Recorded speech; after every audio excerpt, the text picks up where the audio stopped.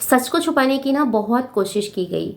देवर ने और देवरानी ने अच्छी तरीके से अपनी बात को रखने की कोशिश की गई, पर कहीं से कहीं तक भी सॉरी शब्द यूज नहीं किया। माँ सही है, बीवी सही है और सब लोग सही हैं, पर गलत कौन है? जो देख रहा है, जो सब्सक्राइबर है, जो हेटर्स हैं, बस वो गलत हैं। मैं तो गलत हुई नहीं, क्योंकि मैंने कुछ गलत नहीं बोला। मैंने सिर्फ कमेंट्स पे रिप्लाई दिया है, और वो रिप्लाई अगर देना गलत है तो मैं उसको गलत नहीं मानता हूँ, क्योंकि ऑडियंस मानती है। अब ऑडियंस का क्या है, वो तो कुछ भी सोच लेती है। तो ऐसी सोच को आपने जो रखा है ना, उसी का जवाब देने के लिए आज मैं इस वीडियो में आई हूँ। तो आशा करूंगी कि इस वीडियो को पूरा देखने के बाद ही आप कमेंट करेंगे। देवर और देवरानी का वीडियो सामने आया है, जिसमें उन्होंने अपने आप को सही और व्यूवर्स को गलत बताया है। उन्होंने बोला है जब से इनकी वाइफ यूट्यूब पर आई हैं, उन्होंने कंट्रोवर्सी का सामना किया है, उन्हें हमेशा ट्रोल किया गया है, और उस ट्रोलिंग का फ़ायदा हमेशा से उनकी जो जिठानी है उन्होंने उठाया है। नाम बेशक ना लिया हो, पर इशारा तो वही है ना भैया। बात जिसके ऊपर कर रहे हो ऑडियंस समझ जाती है, कोई पागल नहीं है कौन सही है और कौन गलत है। और रही बात उनकी, तुम अपने आप को दिखाती हो कि तुम सास की लाडली हो, सास तुम्हारे बारे में मानती है, तुम्हें ज़्यादा समझती है। तो एक बात मैं आपको बता दूं, जब हमें लगता है ना कि इस बंदे से हमें डर है कि हमारा घर बिखर जाएगा, तो फैमिली उसकी तरफ थोड़ा झुक जाती है कि हम झुकेंगे तो हमारा घर है वो सही रहेगा। पर वो ये सोचता है कि मेरे पास पैसा है, मेरे पास पावर है, तो मैं कुछ भी कर सकता हूँ। तो पैसा और पावर एक टाइम के लिए आपका साथ ज़रूर छोड़कर जाती है, पर जो आपके साथ आपके बड़ों का आशीर्वाद रहता है ना, वो हमेशा से आपके सिर पे रहता है ना, वो कभी जाता है और ना कभी ख़त्म होता है। तो मैंने हमेशा से एक ही बात रखी है अपने व्यूवर्स के सामने कि जो भी कंट्रोवर्सी होती है या जो भी कुछ होता है, मैं वीडियो के अकॉर्डिंग रिएक्शन देती हूँ।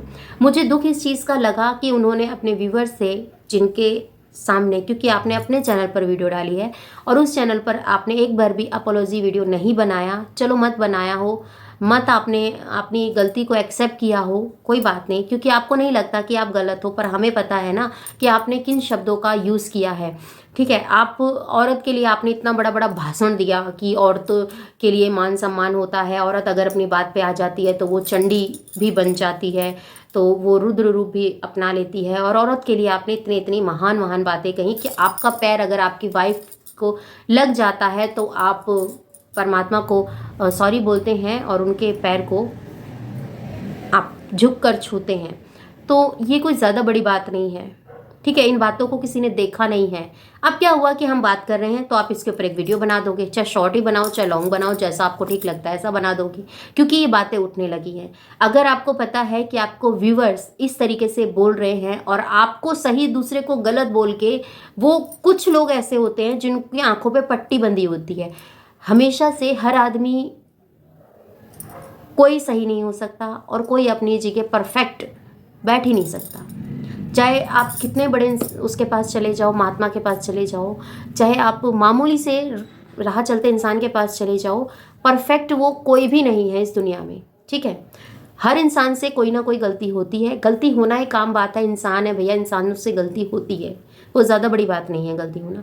गलती को मान लेना, पब्लिक प्लेटफॉर्म पे बैठ के उसको एक्सेप्ट करना, ये बहुत बड़ी बात है। और वो तो मुझे लगता नहीं है कि देवर जी में ऐसी कोई गलती देखने को लगी हो उनको कि हाँ मेरे से कोई गलती हुई है या फिर मैंने व्यूवर्स को ऐसा बोला है।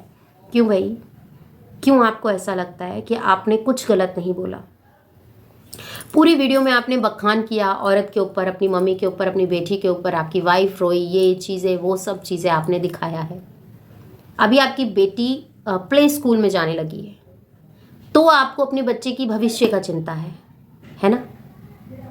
और अगर आपको गलती से, यहाँ पे ये पॉइंट इसीलिए उठाया जा रहा है कि आपको बेटी है, तब देखो गलत सही ये इस चीज़ पे नहीं आता है कि आपका बच्चा, आपके घर में बेटी है तो आप गलत नहीं बोल सकते हो, तो आपको सिर्फ सही बोलना पड़ेगा। अरे गलत 100 बार निकल जाता है। कई बार हम ऐसे फ्रस्ट्रेशन में आ जाते हैं जो हमें समझ में नहीं आता, मुंह पे होता है वो लोगों के सामने निकल आता है, तो ऐसा होता है। पर उन बातों को हमें गलती स्वीकार करनी चाहिए। ऐसा नहीं कि भैया घंटों तक हमारी बीवी रो रही है, ये है वो है, और कोई ऐसी सिंपैथी वगैरह कुछ नहीं है, बस वीडियो दिखाकर रोना धोना मचवा दिया है और भैया ये हद तक बातें पहुँच गई हैं। और दूसरी चीज़ यहाँ पर मैं इंक्लूड ज़रूर करना चाहूँगी कि भैया thumbnail, oh my God, thumbnail देखकर तो लोग सच में पागल हो गए। जो थंबनेल देखा ना देवरानी का, कि भैया लोगों ने इस तरीके से इस चीज़ को रखा है घर का बंटवारा हो गया, किचन का सारा सामान बाहर रख दिया। भैया किचन की सफाई पहले भी हो सकती थी, और हुई तो ठीक है, पर उसको इतना उतार चढ़ाव दिखा दुखू के रोना धोना कर करा के थंबनेल पे ऐसी ऐसी चीज़ें चेपी गई हैं कि भैया अब तो घर का बंटवारा हो रहा है, अब क्या करेगी। इस गलती की सज़ा इतनी बड़ी, ऐसे तो बहुत बार वाईटी पे हुआ है, पर जो वाईटी पे है ना वो वाईटी पे ही है, वो कभी घर के अंदर तक फैलावड़ा नहीं फैला है। पर जो भैया सारा सामान निकाल के रख दिया, ऑडियंस सोच रही भैया अब तो इनके घर में मतलब बंटवारा हो गया है, घर कैसे चलेगा, दोनों दौरानी जेठानी अलग अलग हो गई हैं, क्योंकि इन्होंने इसी चीज़ का फ़ायदा उठाया होता है। ये जो कुछ यूट्यूबर्स होते हैं ना, इनके माइंड में ऐसा चल रहा है कि भैया हमको अपने लेवल को हाई करना है। हाई लेवल को करने का मतलब इनका यही होता है, सिंपल सा फंडा ये अपनाते हैं कि पहले हम इस तरीके से कंट्रोवर्सी करेंगे, तुम्हें ये वाला पार्ट मिलेगा, तुम्हें इसके ऊपर काम करना है, तुम इस पर काम कर लोगी, तब मैं अगला आपको दूंगी, आप उसके ऊपर काम कीजिएगा। देखो कुछ भी हो कैसा भी हो, सबने अपना स्ट्रगल किया होता है, चाहे सोशल मीडिया पे किया हो या अदर किसी भी प्लेटफॉर्म पे उन्होंने काम किया हो, या फिर कहीं पर भी वो अपना वर्क कर रहे हो। 100 to 100% हर बंदा देता है, इसमें कोई झुठलाने वाली बात नहीं है। पर मेरी है 1 से लेकर 100 तक की यही बात है, अगर आपसे गलती होती है तो आपको अपने चैनल के माध्यम से एक सॉरी वीडियो बनाकर उन सभी महिलाओं की रिस्पेक्ट करते हुए आपको अपनी गलती को मान लेना चाहिए। पर नहीं कि भैया मैं तो औरतों की रिस्पेक्ट करता हूँ, अपनी माँ की भी रिस्पेक्ट करता हूँ, सबसे पहले मैं अपनी माँ की रिस्पेक्ट करता हूँ, फिर मुझे वाइफ मिली तो मैं उनकी करता हूँ, और मैं कभी अपनी तरफ से ऐसा नहीं चाहता हूँ कि सोसाइटी मेरे बारे में ऐसा सोचे कि इनकी कैसा है क्या नहीं है। आपका एक शब्द, आपके मुंह से बोला गया एक गलत शब्द आपकी लाख अच्छाई के ऊपर भारी पड़ता है, ये बात आपको समझनी चाहिए, चाहे वो कोई भी हो। इसीलिए बोलती हूँ शब्दों की मर्यादा को रखते हुए सोशल मीडिया पे बैठे हो या अदर किसी भी रिश्ते के अंदर आप हो, आपको अपनी शब्दों की मर्यादाओं को संभाल के बोलना चाहिए। गुस्से में बहुत कुछ बोल देते हैं, बहुत कुछ हमारे सामने ऐसा आ जाता है, और फिर हम उसके बाद क्या बोलते हैं, बोल दिया तो छोड़ो ना, क्या फ़र्क पड़ता है। आपके अंदर इतनी हिम्मत नहीं है कि आप उसको सामना करके उस बात को वहीं ख़त्म कर सके। चाहते तो ये बात यहीं ख़त्म हो जाती, पर नहीं। मेरा पति गलत ही नहीं हो सकता, मेरी पत्नी गलत नहीं है, तो भैया जो लोग आपको देख रहे हैं वो गलत है, आपकी पत्नी गलत नहीं है, आप खुद गलत नहीं हो, कौन गलत है? व्यूवर्स जो देख रहा है आपको, क्योंकि वो अपने नज़रिए से आपको जज कर रहा है, वो गलत है? बताइए मुझे।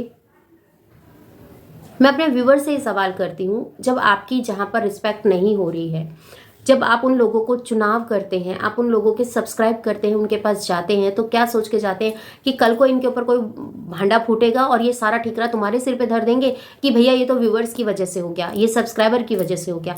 अच्छे लोग तो हैं मेरी कैटेगरी में, पर कुछ चुनिंदा लोग ना यूं ही मुंह उठाकर नहीं चले आते हैं। कुछ चुनिंदा लोग यूं ही मुंह उठाकर नहीं चले आते हैं। कमेंट्स पे रिएक्शन देना, हम लोगों को बात करना, वो एक हमारा पॉइंट समझ में आता है। आप डेली ब्लॉगर्स हो, आपको अच्छा भी सुनने को मिलता है, बुरा भी सुनने को मिलता है, और ये आपका काम है। जैसा लोग जिस तरीके से देख रहे हैं उस तरीके से वो आपको जज करते हैं। ऐसा नहीं है कि उनके मन में कुछ भी आता है वो आपके लिए बोल के चल देते हैं, नहीं। वो आपकी वीडियोस को वॉच करते हैं, आपको अपना पूरा टाइम देते हैं, उसके बाद वो आपसे गालियां खाएं ये सोचकर आपके चैनल पर दोबारा आएंगे।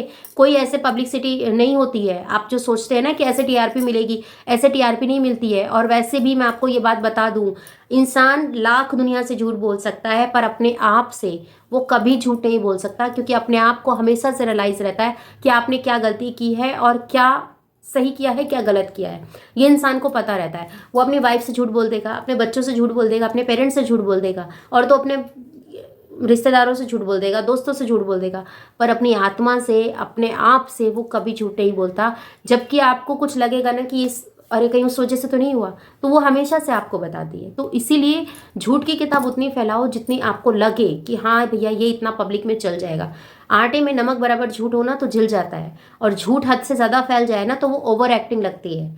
ठीक है ना, लोगों को समझ में आता है कि कौन बनावटी बात कर रहा है और कौन रियल है। रियल और बनावटी को लोग, ऑडियंस बहुत अच्छे से समझती है। हमारा क्या है, हम अपने आपकी वीडियोस देखते हैं, वॉच करते हैं, जो हमें लगता है हम अपना ओपिनियन अपने व्यूवर्स के साथ, आप लोगों के साथ शेयर करते हैं। कुछ ऐसा नहीं है ब्लॉग निकाल के ला रहे हैं कि वो चीज़ें दिखा रहे हैं, वो चीज़ें कर रहे हैं, नहीं।